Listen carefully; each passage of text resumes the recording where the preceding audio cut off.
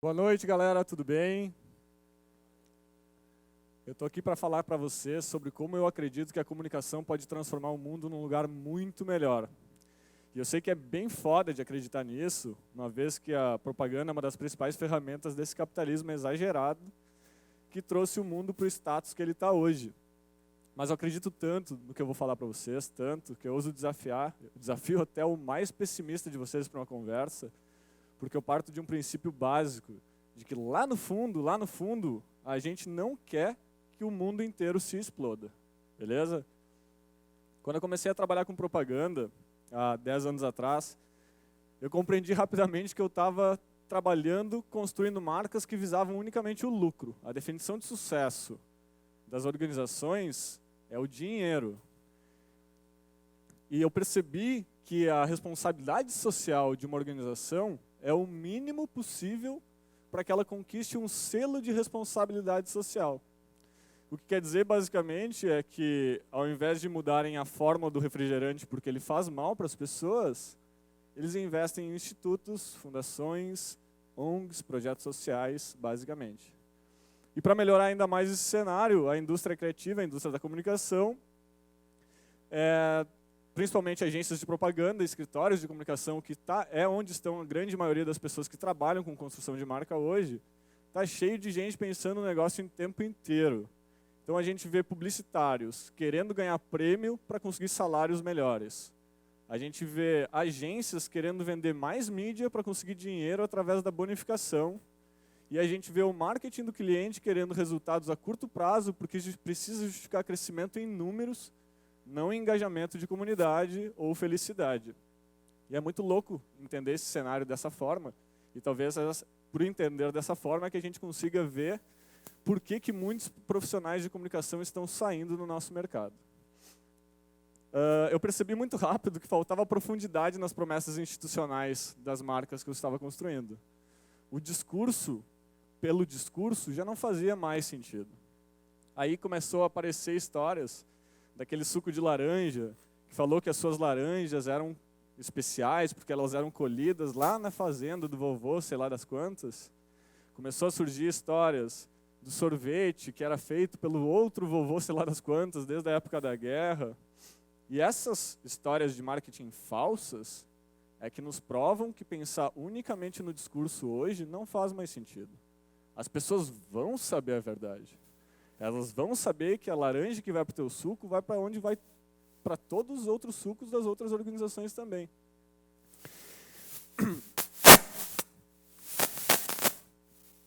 E no momento, essa transparência que acontece hoje, para mim, ela é o primeiro indício de por que a gente pode sim acreditar que a gente tem como construir comunidades melhores.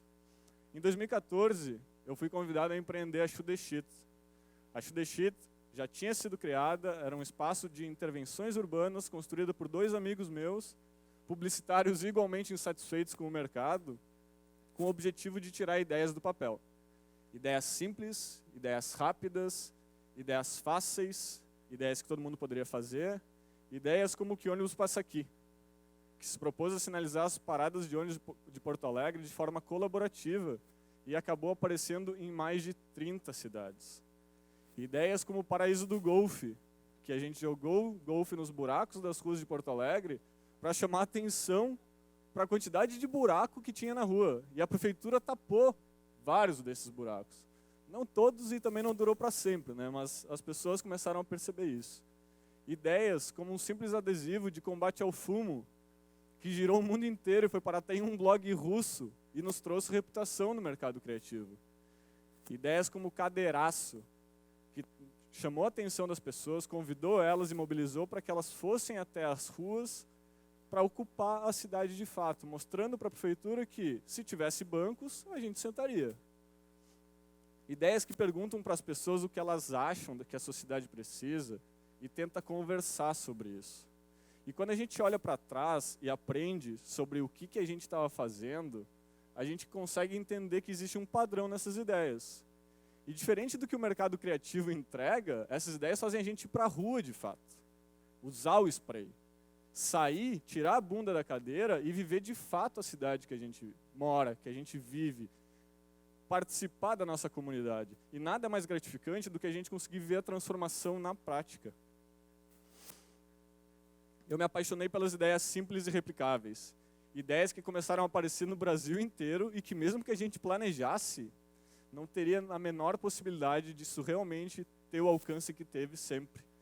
Ideias que fosse um adesivo, um cartaz, uma placa, um stencil. Ideias que todo mundo poderia baixar, fazer na sociedade. Ideias que todo mundo poderia criar e fazer na sociedade. Totalmente aberta, simples assim.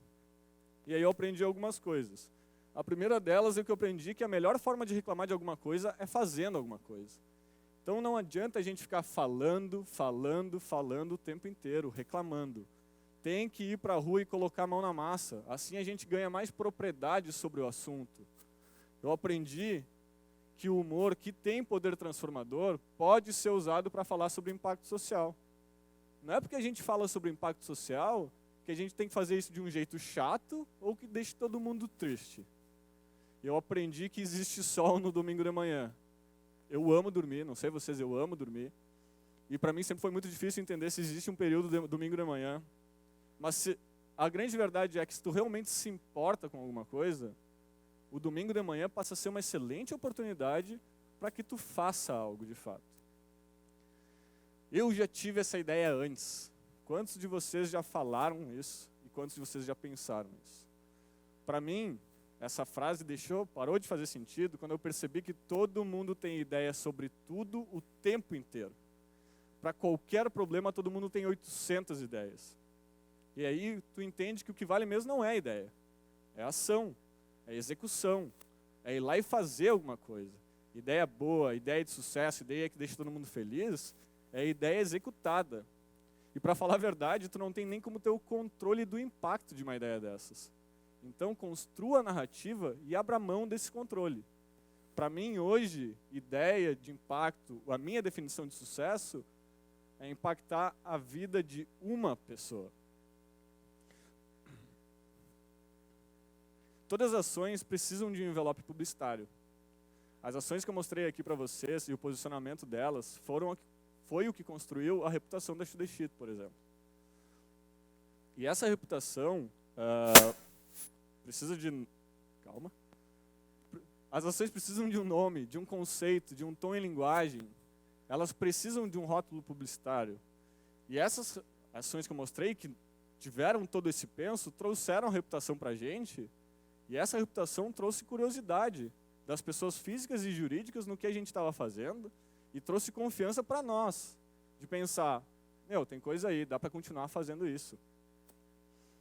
Quando você tem uma boa reputação, como um gatinho, as coisas começam a acontecer, as conexões começam a aparecer para você. As pessoas nem sabem o que você faz, mas elas parecem amar muito o que você faz.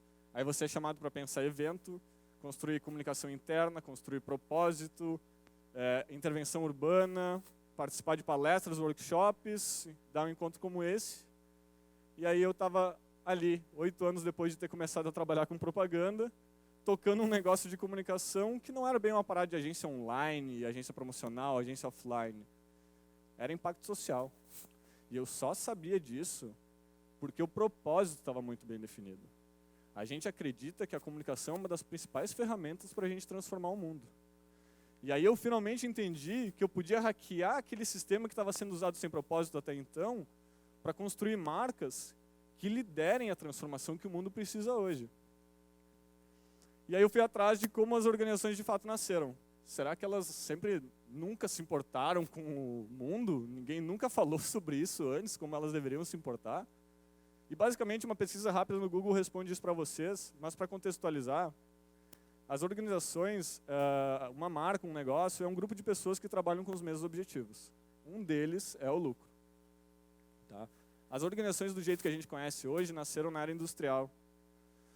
O Noam Chomsky diz que as organizações eram grupos licenciados pelo governo para uma tarefa específica, como erguer uma ponte, por exemplo. E elas eram altamente reguladas pelo Estado. Quanto tempo elas iam durar, quem eram os sócios, qual era o valor do capital, e elas faziam aquilo e elas não faziam nada mais do que aquilo. E os sócios não poderiam ser sócios de outras organizações. E poderiam sim ser responsabilizados por qualquer problema que desse com a ponte, por exemplo. E aí chegaram os advogados, nada contra os advogados, mas chegaram na Corte Suprema dos Estados Unidos para remover algumas restrições que existiam com as corporações, usando a 14ª emenda como justificativa. E a 14ª emenda diz num trecho dela que ninguém pode tirar a propriedade, a vida e a liberdade de uma pessoa sem um processo jurídico adequado.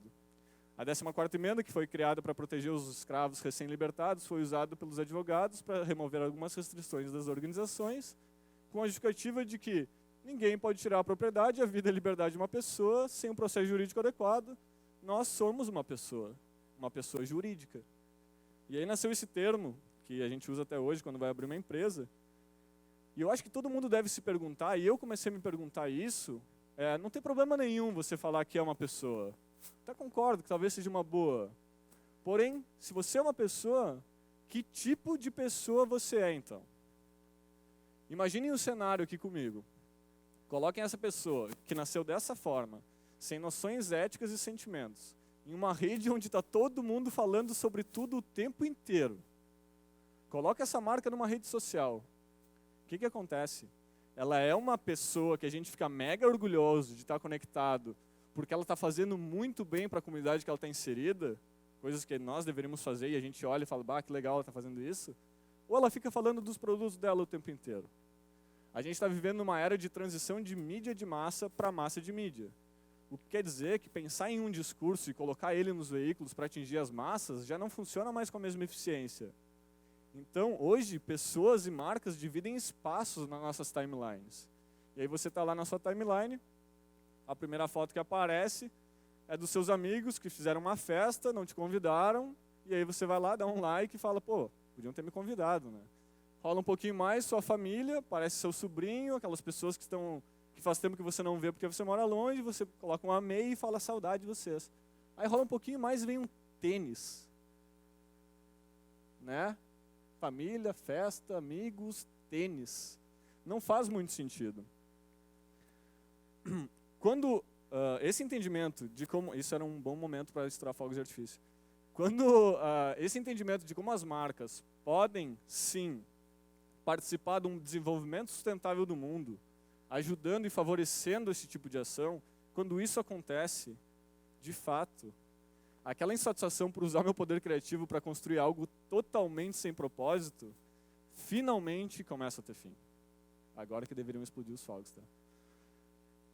As marcas que querem construir um mundo melhor hoje, elas falam basicamente na sua comunicação sobre a história das pessoas que fazem parte da sua comunidade. Uma marca é uma pessoa criada por outras pessoas, assim como todo mundo aqui. Tá? Ela talvez não tenha tantos grupos de WhatsApp que nem a gente, mas ela tem comunidade com colaborador, comunidade com parceiro estratégico e com clientes. Então não adianta mais, ou não faz mais sentido, a gente ficar usando foto de image bank, ou criando vídeos institucionais lindíssimos, onde a gente contrata pessoas para atuar parecendo ser aquilo que a gente quer que pensem que a gente é, de fato. As marcas hoje podem assumir protagonismos de transformação cultural que o mundo inteiro precisa, não só o Brasil. Podem fazer parte do movimento das bikes e colocar bikes pelo país inteiro, por exemplo. Podem eliminar todas as sacolas plásticas da sua rede de lojas e incentivar todo mundo a fazer a mesma coisa. As marcas podem atuar como plataforma, criando um ambiente para que a conexão entre as pessoas, os cidadãos e as causas finalmente aconteçam, criando um ambiente para que protagonistas da mudança que a gente precisa, de fato apareçam. Elas podem ser curadoras de conteúdo, trazendo para a conversa assuntos que a gente ainda precisa resolver. A gente ainda precisa falar de aborto, igualdade de gênero, preconceito racial, legalização das drogas. Olha quanta coisa incrível quem trabalha com comunicação pode fazer hoje. E é isso que me motiva. Construir pessoas, marcas conscientes, que falem sobre assuntos que a gente fala com as nossas famílias, que falem sobre assuntos que a gente fala com os nossos amigos nas nossas rodas de conversa, que entendam o mundo que elas estão entrando e as responsabilidades que traz isso. Hoje, tudo é comunicação. Não só o que tu faz ou o que tu diz que faz, mas também o que você deixa de fazer. Por isso que a gente sabe que a rede de lojas eliminou sacolas plásticas. Ela contou. Essa transparência obriga as marcas, as pessoas, a se tornarem mais transparentes para que a gente veja menos histórias de marketing falsos. Eu adoro acreditar que a gente tem tudo para ver um mundo melhor acontecendo, tá? Que ele pode finalmente deixar de ser utopia, e eu acho que esse é o tesão que quem trabalha em comunicação tem que ter hoje. Tá? Eu quero muito ver campanhas com mais viés da colaboração, mas colaboração mesmo.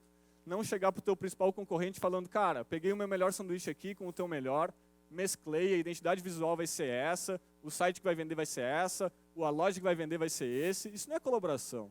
Colaboração, se tu quer colaborar mesmo, tu chama as pessoas para o processo. Se tu quer mais engajamento da tua cidade, tu chama o cidadão para conversa. Se tu quer mais engajamento da sua turma, chama as pessoas para falar sobre isso. Foi assim que a gente sinalizou algumas ruas de Porto Alegre, por exemplo, que não tinha uma plaquinha com o nome da rua. A gente mapeou essas ruas, chegou até um colégio parceiro nosso, com o nome das ruas, e junto com as crianças da 3ª série, a gente construiu o que a gente chamou de Se Essa Rua Fosse Minha. Outra coisa que eu sempre senti falta foi a sensibilidade das pessoas que trabalham com comunicação. Ninguém faz uma simples pergunta. Será que essa comunicação pode ofender alguém? A gente acaba vendo em carnaval campanhas que incentivam estupro. A gente ainda vê campanhas que comparam a filmagem não consensual e a divulgação de vídeos íntimos com simples dor de cabeça. Pô, quantas pessoas tem nesse processo que ainda não entenderam que só precisam fazer uma simples reflexão? Será que essa comunicação pode ofender alguém?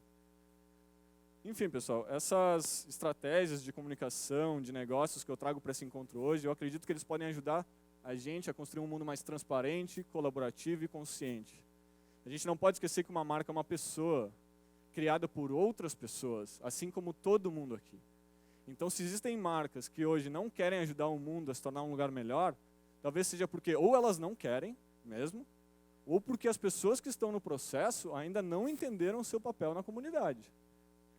Então, eu convido todos vocês mesmo, até quem não é da área de comunicação, a participarem do mundo que vocês vivem hoje, transformando ele num lugar mais transparente, mais colaborativo, mais consciente, mais sustentável, usando um poder que nasce com todo mundo aqui, a comunicação. A transformação está nas nossas mãos. Power to the crowd, muito obrigado. Obrigado.